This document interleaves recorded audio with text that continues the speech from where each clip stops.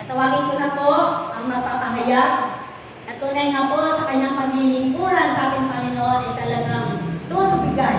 Ibinigay niya ang lahat ng kanyang oras, lahat ng kanyang panahon ay ibinigay niya sa ating gawain na ito. Ang kanyang ipapahayag, ang pagtanggap sa kapangyarihan sa dila mula sa Espiritu Santo. Ha? Talk number 2. Ay, akala ko hindi ka na magtutok.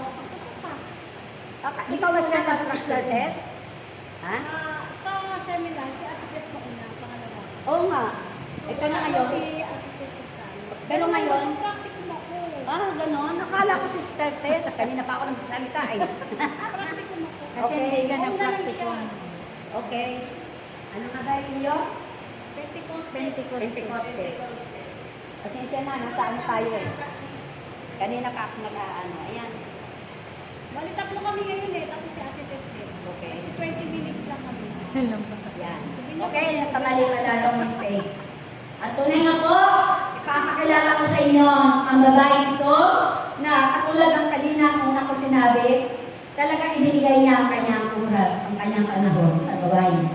Sa kanyang paglilingkod, alam ko, may mga trials tayo, pero doon tayo pinagtitibay ng Diyos.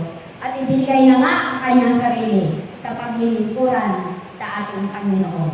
At tatawagin ko na po ang magpapahayag tungkol po sa Pentecostes ng mga alagad at ni Maria. No? Ang ina sa bagong Jerusalem, inang Jenny at Obilas. Palakpakan po natin ang ating Panginoon. Praise the Lord.